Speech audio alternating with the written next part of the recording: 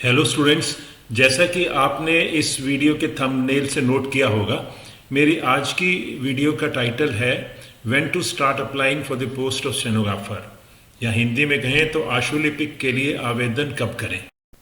इस सब्जेक्ट पर वीडियो बनाने के लिए मेरे पास कई बार मेरे माइंड में आया, लेकिन किसी न किसी कारण से मैंने नहीं बनाई। मैंने सोचा शायद ये इतनी इम्पॉर्टेंट नहीं है, या कुछ स्ट्रे केसेस आते रहते हैं समय समय पर। लेकिन कल एक जो इंसिडेंट हुआ उसके बाद तो मैंने सोचा कि अब तो मुझे इसके ऊपर वीडियो बनानी चाहिए, क्योंकि ये बहुत इम्पॉर्टेंट टॉपिक है और कईयों के लिए ये और भी ज़्यादा इम्पॉर्टेंट हो जाता है जो इस चीज़ को सीरियसली नहीं लेते। इंसिडेंट ये हुआ कि कल मेरे पास एक फ़ोन आया किसी सब्सक्राइबर का, और वो एमपी से था, और उन्होंने ये पूछा कि सीपीटी में जो अभी पंजाब और हरियाणा हाई कोर्ट के लिए होना है सीपीटी, उसमें किस तरह के सॉफ्टवेयर या कौन कौन से सॉफ्टवेयर आएंगे, क्या एक्सपेक्टेड हैं। तो मैंने उनको रिप्लाई दिया कि जैसे स्प्रेडशीट आनी है, एमएस वर्ड आने हैं। मैंने उनको थोड़ा सा बताया उस बारे में।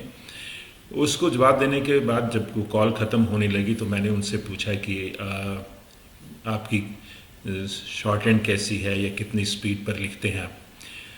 तो उन्होंने बताया कि स्टेनोग्राफी उनकी बहुत अच्छी है और 120 वर्ड्स पर मिनट पर लिख रहे हैं, और उनकी प्रिपरेशन भी स्किल में बहुत अच्छी हो रही है। तो फिर मैंने उनसे कहा कि आप अच्छी बात है अगर आप लिख रहे हैं, ऐसी बात है, लेकिन मैंने पूछा कि आपने कब शॉर्ट हैंड शुरू की अगर आप 120 पर लिख रहे हैं। तो उन्होंने कहा कि मैंने आईटीआई डिप्लोमा किया था।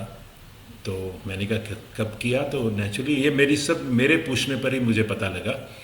तो उन्होंने बताया मैंने 5 साल पहले आईटीआई डिप्लोमा किया था। तो फिर मेरा नेक्स्ट क्वेश्चन ऑब्वियस ये था कि आप कहीं जॉब कर रहे हैं, तो नहीं। उन्होंने जवाब नहीं, मैं कहीं जॉब नहीं कर रही। मुझे हैरानी हुई, फिर मैंने और ज़्यादा पूछना चाहा। मैंने कहा आपने 5 साल हो गए आपको डिप्लोमा किए, तो क्या आपने कहीं अप्लाई नहीं किया, या कैसे ऐसे कैसा होगा। तो ये पता चला कि उन्होंने 5 साल कहीं अप्लाई ही नहीं किया। मैंने रीज़न जब पूछा तो ये था कि क्योंकि मैं ग्रेजुएशन नहीं की थी, मैंने ग्रेजुएशन पूरी की। तो ग्रेजुएशन पूरी करने के बाद अब मैं अप्लाई करना शुरू कर रही हूँ। तो मुझे ये बहुत हैरानी हुई सुनने के बाद कि 5 साल आपने अप्लाई नहीं किया। मैंने कहा ये तो आपने ठीक नहीं किया, बिकॉज एक गोल्डन पीरियड था आपका जब आप तैयारी कर सकते थे। आपकी तैयारी स्टेनोग्राफी की हुई थी, आपने अप्लाई नहीं किया, तो आपने बहुत सारी अपॉर्चुनिटीज़ छोड़ दी होंगी उस टाइम में।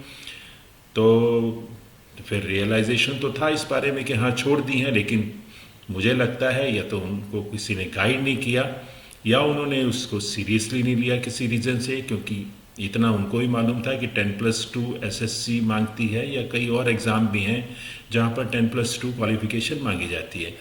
लेकिन ये सोचना कि पहले मैं ग्रेजुएशन करूं और उसके बाद मैं अप्लाई करूं, ये एक, मैं तो सोचता हूं उनके पार्ट पर एक लैप्स था, जो कि उन्होंने भी रियलाइज़ किया कि हाँ कुछ गलती उनसे हुई है।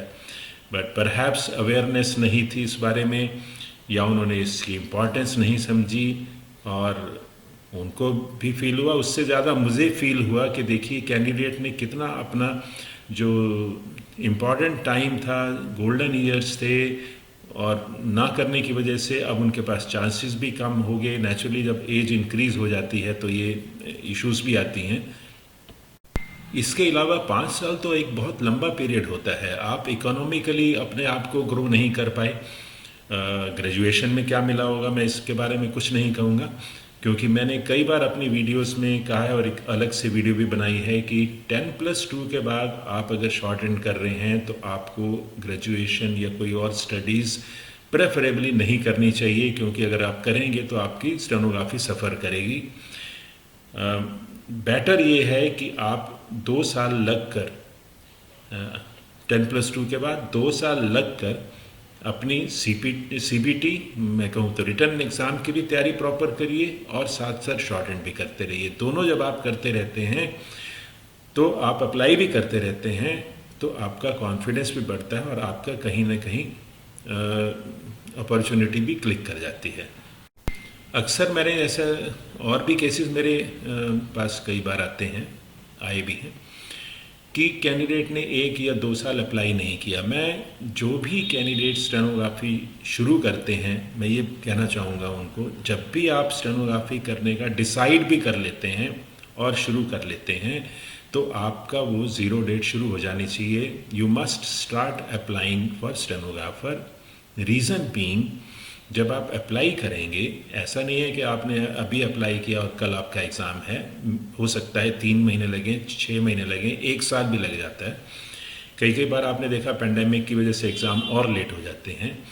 तो जितनी जल्दी आप अप्लाई करेंगे, उसके बाद आपका कॉल आएगा, उसके बाद आप अपने आप को टेस्ट करेंगे कि आपका CBT में आपका स्टेटस क्या है, रिटर्न में आप कैसी परफॉर्मेंस कर पा रहे हैं। उससे अगर अच्छी कर पा रहे हैं तो आपको कॉन्फिडेंस आएगा, और अगर आप अच्छी नहीं कर पा रहे किसी कारण से, तो आप रियलाइज़ करेंगे और किसी इंस्टीट्यूट से हेल्प लेंगे या किसी ट्यूटर से हेल्प लेंगे, तो उसकी जो भी गैप है उसको आप पूरा करेंगे। जितनी जल्दी आप उस गैप को पूरा करेंगे, उसके बाद आपका दूसरा स्किल आएगा, स्किल की भी आप तैयारी करेंगे, स्किल में भी आप एग्ज़ाम देंगे, उसमें भी जो कमियां रह जाएंगी उसका पूरा करेंगे। तो 1-2 साल के पीरियड में अगर आप इस एक्सरसाइज को करते हैं तो दोनों चीज़ें इकट्ठी चलेंगी। और ग्रेजुएशन तो क्या है, ग्रेजुएशन, पोस्ट ग्रेजुएशन आजकल तो सभी ऑनलाइन हो रहे हैं, कोई ऐसी दिक्कत नहीं है, और थ्रू कॉरस्पॉन्डेंस कह लीजिए, वैसे आप कर सकते हैं। और it is not going to add too much. अगर आप जॉब लेते हैं 2 साल के बाद, वो ज़्यादा बेटर है बजाय इसके कि आप 3 साल ग्रेजुएशन में लगे रहें और स्किल भी अच्छी तरह ना कर पाएँ और ग्रेजुएशन से भी आपको कुछ खास ना मिले। तो ये एक मेरा पॉइंट था जो मैंने सोचा कि कैंडिडेट्स को बताऊं, जो भी इस बारे में सोच रहे हों कि मैंने क्या करना है, या अप्लाई ना कर रहे हों कि मैं पहले क्वालिफ़िकेशन कर लूं। अगर आपने डिसाइड कर लिया और आपने शॉर्ट हैंड शुरू कर ली, तो आपको अप्लाई करना शुरू कर देना चाहिए। समय उसमें भी लगता है, आप अपने आप को टेस्ट करते रहते हैं कि मेरी कैसी तैयारी चल रही है। उसके बाद जो है आप फाइनली अपीयर हो सकते हैं।